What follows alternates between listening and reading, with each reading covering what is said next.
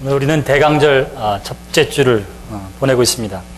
예수 그리스도께서 탄생한 성탄절 전 4개의 주를 우리가 대강절 혹은 대림절 이렇게 지키고 있습니다. 우리 교회력도 대강절로부터 시작되게 되지요. 그래서 그 대강절 첫째 주를 맞이해서 우리가 예수 그리스도의 탄생을 기다리는 마음이라고 하는 제목으로 이 시간 함께 말씀을 전하려고 합니다. 그래서 오늘 제목이 기다리는 마음 이런데, 우리 기다리는 마음 하면은 한국 사람들의 정서랑 그 다음에 미국에 사는 사람이나 이스라엘 사람들의 정서가 좀 다른 것은 분명합니다. 성경에 나와 있는 기다리는 마음, 기다리라 기다리라 할 때에는 하나님의 역사가 나타나고 하나님의 영광이 나타나는 것을 기다리는 절망 가운데 소망과 희망을 주는 말씀으로 하나님께서 우리에게 선포해 주시는 것이 대부분이에요. 너 이 다음에 어떤 벌을 받을지 기다려봐. 이런 경우는 한 번도 없습니다. 항상 하나님께서 너에게 회복을 선포해 주시고 하나님께서 너에게 은혜를 베푸시는 그 때를 기다리라, 하나님의 응답의 때를 기다리라 하는 것이 성경에 나와 있는 기다림의 이야기고, 그러나 이 성경을 읽는 한국 사람들의 정서는 조금 달라요. 조금 다릅니다. 한국 사람들에게 기다림 그러면 첫 번째 생각나는 게 뭐냐면 망부석이에요. 망부석. 망부석. 한국 전쟁 당시에 이제 월남했던 사람 중에 정일남이라고 하는 작곡가가 있습니다. 이분이 연평도에서 저 북쪽 땅을 바라보면서 통일을 기대해요. 그래서 통일이 되면 내가 두고 온 부모님도 봐야지, 형제들도 봐야지, 이런 간절한 마음을 가지고 기다리고 있었는데, 어느 날 한 청년이 와가지고는 옛날 고전에서 있는 책을 펼쳐주면서 이야기를 해줘요. 무슨 이야기냐면 이런 이야기였습니다. 제주도에 어느 한 사랑하는 사람들이 있었는데, 제주도 사람들에게는 이 무트로 나가는 게 꿈이고 소망이에요. 한 번쯤 해보았으면. 그런데 남자가 드디어 무트로 나옵니다. 와서 산 곳이 어디냐면 목포예요.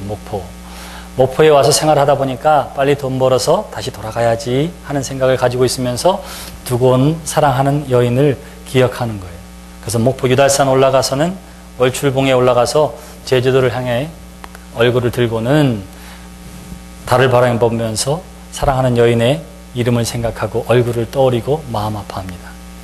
제주도에 있는 그 청년의 여자는 어떻게 하느냐 하면 떠오르는 태양 앞에서 매일 이제나 저제나 돌아올까 하고 남자를 기다리는 거예요. 그러다 죽어서 망부석이 되었다. 이러한 소리를 듣습니다. 제주도에 가면 그런 돌이 있어요. 근데 이러한 이야기를 전해 들으면서 작곡가 정일남이 생각해 보니까 통일을 기다리는 자기의 마음과 그리고 돌아오지 않는 남자를 기다리는 그 망부석이 된 여인의 마음이 자기의 마음에 딱 와 닿은 거예요. 그래서 그 자리에서 그거를 가지고 곡을 썼습니다. 그게 기다리는 마음이에요. 기다리는 마음. 일출봉에 해 뜨거든 날 불러주오. 월출봉에 달 뜨거든 날 불러주오.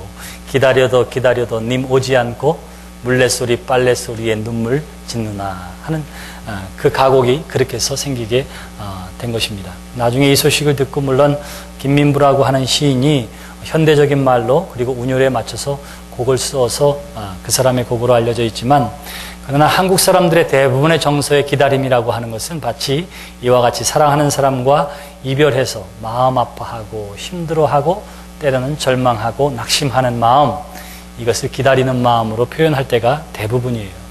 여러분들에게도 그런 기다리는 마음이 있는지 모르겠습니다. 그러나 성경에서 우리에게 기다리라고 하는 마음은 어떤 마음이냐 하면 장차 우리의 해방자가 되시고 장차 우리에게 구원자가 되시는 그 메시아의 도래를 기다리라고 하는 것이 성경에서 이야기하는 가장 큰 기다림이 될 것입니다.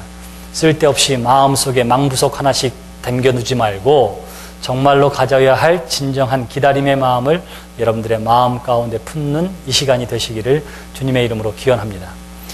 이사야서는 1장부터 39장까지에 나오는 말씀과 40장으로부터 계속되어지는 말씀에 분명한 차이가 있습니다. 1장부터 39장까지에는 이스라엘 백성들의 그리고 예루살렘의 멸망을 바라보면서 선지자 이사야를 통해서 회개를 촉구하는 내용과 그리고 그 죄 가운데 돌이키지 않는 사람들이 당해야 할 하나님의 징계가 무엇인지에 대한 선포가 나와 있습니다. 그리고 40장부터는 갑자기 변화해져서 이미 바벨론의 포로로 끌려와 있는 이스라엘 백성들을 향해서 하나님께서 희망과 소망과 회복의 내용을 선포해 주시는 내용이 40장 이후의 말씀입니다. 오늘 우리가 함께 읽은 본문 말씀은 그래서 40장 1절부터 11절까지의 말씀이 되는 것이지요. 이 말씀을 들었던 선포되었던 때와 40장 선포되었던 때는 어느 정도의 기간이 있느냐 하면 한 2세기 정도의 시간적인 차이가 있습니다. 그러니까 하나님께서 우상 숭배에 빠져 있고 하나님 앞에 범죄했는 이스라엘과 예루살렘을 향하여 하나님께서 징계의 때를 선포한 때가 있었는데, 그로부터 200년 정 2세기가 지난 지금은 이미 하나님의 징계가 이루어졌어요. 그래서 이스라엘 백성들이 바벨론에 포로로 끌려와 있는 시대에 살고 있는 거였습니다. 그때에 하나님께서 한 예언자를 통해서 말씀하기 시작하는 거예요. 뭐라고 말씀하십니까? 오늘 성경은 이렇게 이야기하고 있습니다. 너희의 하나님이 이르시되 너희는 위로하라. 내 백성을 위로하라. 이렇게 이야기하고 있는 거예요. 자, 바벨론의 포로로 끌려와서 한 70여 년의 세월이 흘렀습니다. 이스라엘 사람들은 그렇게 끌려온 것 자체도 마음에 큰 상처였어요. 하나님이 계시다고 하는 예루살렘이 무너진 것도 신앙적인 큰 상처였습니다. 돌아올 때마다 사람들은 어떻게 하냐면 금세 하나님께서 회복시켜 주실 거야. 수년 안에 우리를 고향으로 돌아가게 하시 주실 거야. 이런 소망을 가지고 기도한 때도 있었지만 10년도 아니고 20년도 아니고 30년도 아니고 한 세대, 두 세대가 바뀌어 거의 70여 년의 세월 동안 아무런 조짐이 없이 포로 생활 가운데에 있었던 거예요.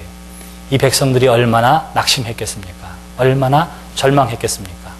이제 다시 희망을 가지세요 이렇게 이야기하기에도 이 사람들에게는 통하지를 않아요. 통하지 않습니다. 어떤 사람이 병에 걸렸는데 금세 나을 줄 알았어요. 1년, 2년 치료를 받고 3년, 4년 치료를 받고 10년, 20년, 30년을 치료를 받았습니다. 세상에 좋다는 거 다 해봤어요. 근데도 차도가 없으면 또 다른 사람이 와서 교회 가서 한번 기도해 봅시다. 기도하면 나을 수도 있을지 몰라요. 이렇게 얘기하면 아멘 하고 시작할까요? 아니에요. 상처의 세월이 길면 길수록 어떠냐 하면 희망을 갖는 일은 쉽지를 않습니다.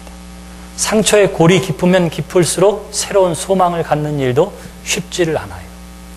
70여 년의 세월이 흘렀는데 하나님께서 말씀하십니다. 내 백성을 위로하라. 그 백성들은 어떠한 상태에 처해 있습니까?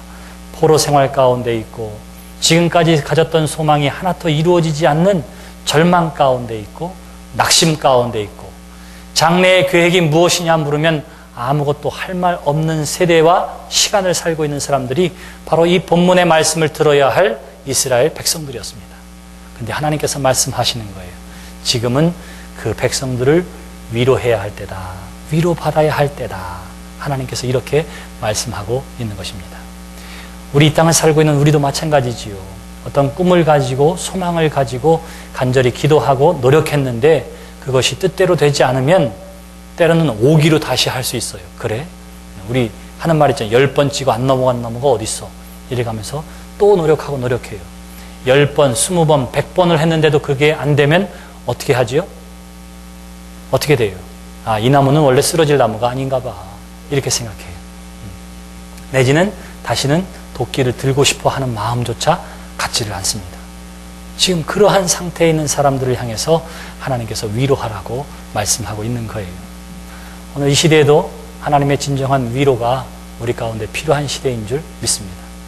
정말로 위로가 필요하고 안식이 필요하고 그 속에서 진정한 소망을 찾아야 할 때가 바로 지금이 아닌가 하는 생각을 해보게 됩니다.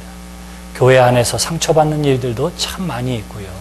또 믿었던 사람으로부터 버림받을 때도 있는가 하면 정말로 이것이 나의 인생의 목표라 생각하고 그 일을 위해 열심으로 달려왔는데 어느 날 그것이 물거품처럼 헛것처럼 보이는 때도 얼마나 많이 있는지 모릅니다.